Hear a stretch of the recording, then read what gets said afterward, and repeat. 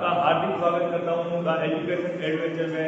उम्मीद करता हूँ कि दोस्तों मेरी क्लास आपको पसंद आई होगी और आज की क्लास हमारे लिए होने वाली है महत्वपूर्ण, और आप मेरे चैनल के साथ बने रहिए। मैं आपको रोजाना टाइम टू टाइम टेस्ट के रिलेटेड, इंग्लिश के रिलेटेड हर कोई टॉपिक की अपडेट देता रहूँगा। मगर एक बात आज याद रखिएगा, आपके एक लाइक और एक सपोर्ट से जो हौसला मिलता है, और ये उम्मीद है कि आप लोगों के प्यार के वजह से ही मैं आगे बढ़ूंगा। तो ज़्यादा समय आपका वेस्ट नहीं करूंगा, तो चलते हैं टॉपिक के लिए। और आज का टॉपिक होगा पास्ट सिंपल टेंस, और जितना पॉसिबल हो सके पास्ट कंटिन्यूस भी करवा दूंगा, ज़्यादा समय ना लूंगा। चलिए टॉपिक पास्ट सिंपल की शुरुआत करते हैं।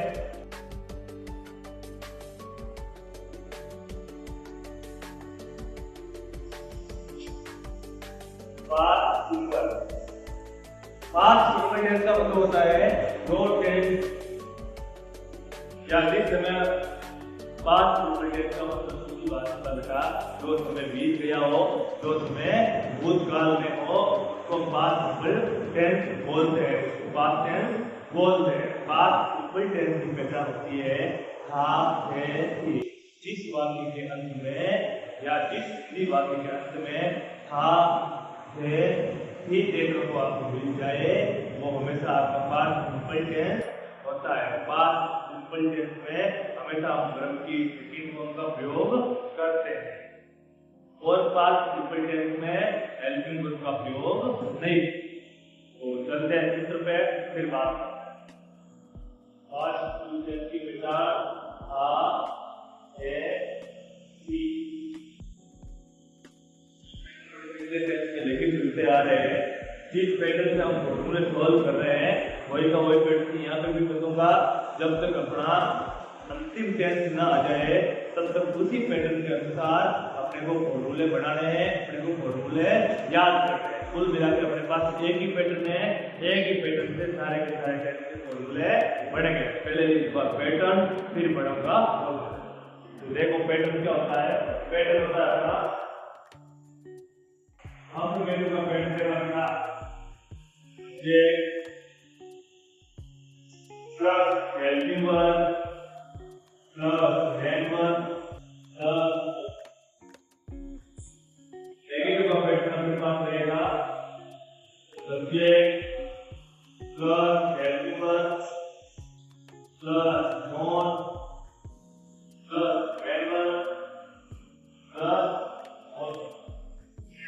आपके पास फॉर्मेट रहेगा हेल्पिंग वर्ब, फिर आ जाएगा अपना सब्जेक्ट, फिर आ जाएगी मेन वर्ब, फिर आ जाएगा ऑब्जेक्ट,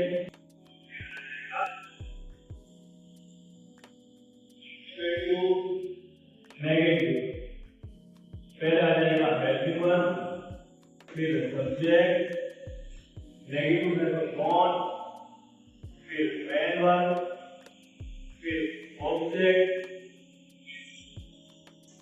रही बात WH वर्ड की, पहले आता है WH वर्ड, फिर आती है आपकी हेल्पिंग वर्ब, फिर आपका आता है सब्जेक्ट, फिर आपकी आती है मेन वर्ब, फिर आता है ऑब्जेक्ट, फिर आता है फिर। ये पुराना पैटर्न जो चलते आ रहे हैं, चलाते आ रहे हैं, वो सेम टू सेम है। नई चीज अभी कोई भी नहीं है, बस नई चीज अभी सीखने वाले हैं। नई चीज क्या होती है बेटा, कि पास्ट सिंपल की अपने पास हेल्पिंग वर्ब है, हेल्पिंग वर्ब है, की सेकंड फॉर्म। मेन वर्ब अपने पास क्या है, वर्ब की second.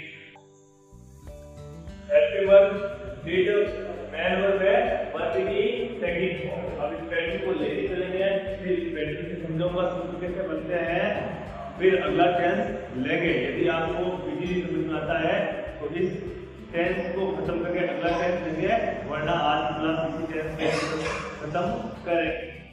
Easy language, easy way में ये टॉपिक समझाऊंगा, थोड़ा सा केयरफुल रहेंगे, अटेंशन दीजिएगा अपना पूरा। वीडियो को स्किप मत करना बेटा, वरना कुछ भी समझ में नहीं आएगा। तो चलो चलते हैं, टाइम वेस्ट ना। पहले क्या है आपके मेनू है सब्जेक्ट, फिर हेल्पिंग वर्ब। हेल्पिंग वर्ब होती है इसकी डिड, मगर मैंने आपको पहले बता दिया था, एक प्यारा सा नोट लिखाया था अपनी पहली क्लास में ही कि जब भी प्रेजेंट सिंपल और पास्ट सिंपल की बात हो तो अफर्मेटिव सेंटेंस में अपन का प्रयोग नहीं करते। कौन सा टेंस? प्रेजेंट सिंपल व पास्ट सिंपल के सिर्फ और सिर्फ अफर्मेटिव सेंटेंस में हेल्पिंग वर्ब का प्रयोग नहीं करते। ये अफर्मेटिव चलता है अपना, तो इसमें मैं हेल्पिंग वर्ब का प्रयोग नहीं करूंगा, वैसे क्या करूंगा वर्ब की सेकंड फॉर्म। सीधा मैंने क्या ले लिया इसकी मेन वर्ब क्या ले लिया उसकी सेकंड फॉर्म, फिर आ जाएगा अपना ऑब्जेक्ट। ये आता हो गया पास्ट सिंपल के अफर्मेटिव का दूसरा कंप्लीट। अब लेके चलेंगे पास्ट सिंपल के नेगेटिव। पास्ट सिंपल के नेगेटिव पे रहता है सब्जेक्ट, फिर आता है हेल्पिंग वर्ब। और हेल्पिंग वर्ब इसकी अपने पास क्या है? डिड। हेल्पिंग वर्ब इसकी क्या है अपने पास? डिड। फिर मेन वर्ब क्या है? मेन वर्ब इसकी वर्ब की सेकंड। तो बेटा आपको एक बात याद रखनी है, जो वर्ब की सेकंड फॉर्म में ऑलरेडी डिड आर, ऑलरेडी यहाँ पे डिड आर है, तो हम अपने यहाँ पे क्या यूज करेंगे? वर्ब की फर्स्ट फॉर्म यूज करेंगे, क्योंकि इसमें डिड है नहीं, इसलिए मैंने वर्ब की सेकंड फॉर्म का प्रयोग किया है। या डिड ऑलरेडी वर्ब की सेकंड फॉर्म के रूप में आ चुकी है, इसलिए इसमें लगेगी वर्ब की फर्स्ट फॉर्म। फिर क्या लगेगा? ऑब्जेक्ट। फिर क्या लगेगा? ऑब्जेक्ट। ये अपना नेगेटिव का फिर बात आएगी इंट्रोगेटिव की। हेल्पिंग वर्ब आ जाएगी, तो हेल्पिंग वर्ब क्या होती है? डिड। हेल्पिंग वर्ब क्या होती है? डिड आ जाएगी। फिर क्या लिखना पड़ेगा अपने को? सब्जेक्ट। क्या लिखना पड़ेगा? सब्जेक्ट। मेन वर्ब भले वर्ब की सेकंड फॉर्म हो, मेन वर्ब भले वर्ब की सेकंड फॉर्म हो, पर अपने पास डिड आ गई है, इसलिए अपन मेन वर्ब को वर्ब की फर्स्ट फॉर्म के रूप में प्रयोग करेंगे। डिड आने की वजह से मेन वर्ब को वर्ब की फर्स्ट फॉर्म के रूप में यूज करेंगे। फिर अपना आ जाएगा ऑब्जेक्ट और फिर आ जाएगा दूसरा आर। ये इंट्रोगेटिव का कंप्लीट है। डिड आ गया है, इसलिए अपन यहाँ पे वर्ब की फर्स्ट फॉर्म का प्रयोग करेंगे। यदि डिड ना होता तो फिर वर्ब की सेकंड फॉर्म का प्रयोग अपन करते। बात आती है इंट्रोगेटिव नेगेटिव में। इंट्रोगेटिव नेगेटिव में लगेगी हेल्पिंग वर्ब। हेल्पिंग वर्ब के रूप में लगेगा डिड। हेल्पिंग वर्ब के रूप में लगेगा डिड। फिर आएगा सब्जेक्ट,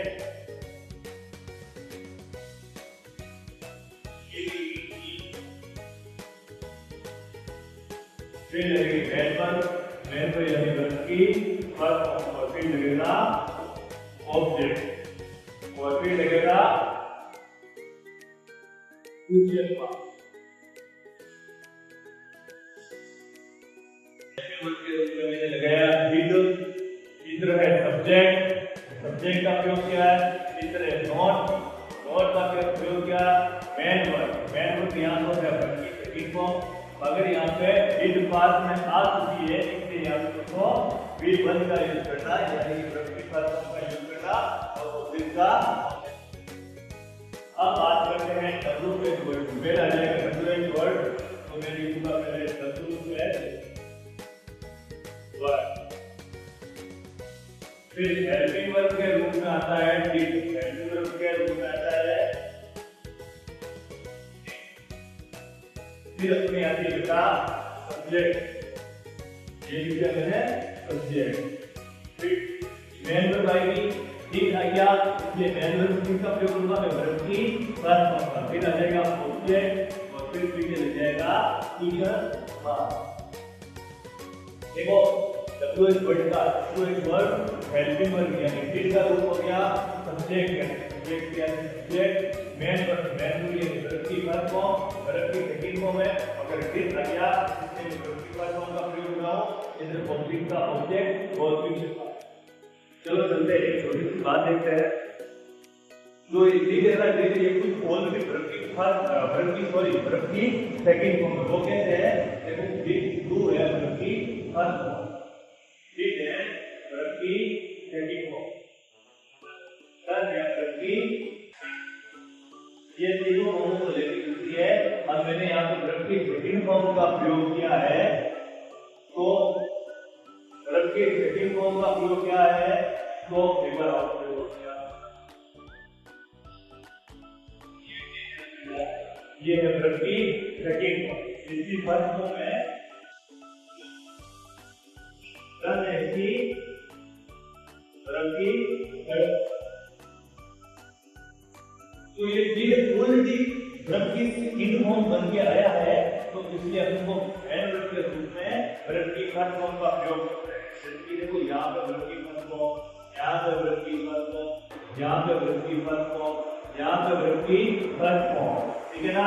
हम तो यहाँ पे वर्ब की सेकंड फॉर्म आया, यहाँ पे डिड आया हुआ है, यहाँ पे डिड नहीं आया हुआ है, इसलिए मैंने वर्ब की सेकंड फॉर्म का प्रयोग किया। यदि यहाँ पे डिड आता तो यहाँ पे भी निश्चित रूप से वर्ब की फर्स्ट फॉर्म का प्रयोग होता।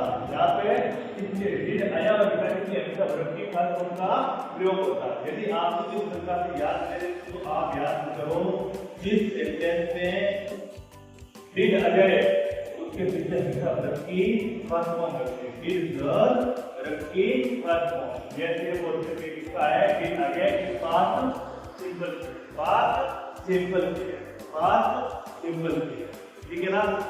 तो यहाँ से आपके पास सारे फॉर्मूले खत्म होते हैं, ठीक है ना। अब अगला टॉपिक अपना रहेगा पास्ट कंटिन्यूस। पास्ट कंटिन्यूस से बढ़ेंगे तो चलिए चलते हैं पास्ट कंटिन्यूस के इसी पार्ट में अपन करते हैं, ठीक है बच्चों। ये अपना पास्ट सिंपल टेंस है, आप इसको पॉज करके लिख लीजिए या फिर अपने मोबाइल में इसको स्क्रीनशॉट लेकर सेव कर लीजिएगा। हमें पास्ट कंटिन्यूस अगला अपना टेंस है वो स्टार्ट करने वाला, आपको एक मिनट का समय देना।